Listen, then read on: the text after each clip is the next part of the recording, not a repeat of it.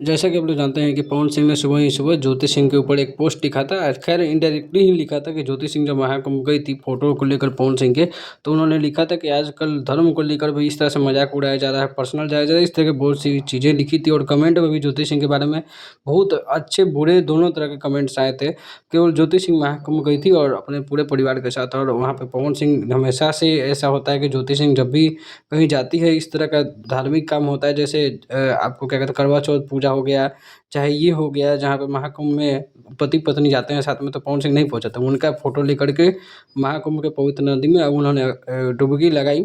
उस पर पवन सिंह गुस्सा हो गए। उसके बाद उन्होंने एक पोस्ट लिखा था जिसके ऊपर उनकी साली जो है गुस्सा होके एक स्टोरी लगाई है। आप स्टोरी को पॉज़ करके पढ़ सकते हैं।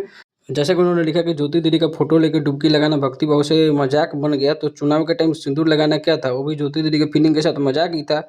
और इस तरह की बातें जूही सिंह ने लिखा है, जो पवन सिंह की साली है। ख़ैर इस बात से बहुत लोग सहमत होंगे भी, बहुत लोग सहमत नहीं होंगे।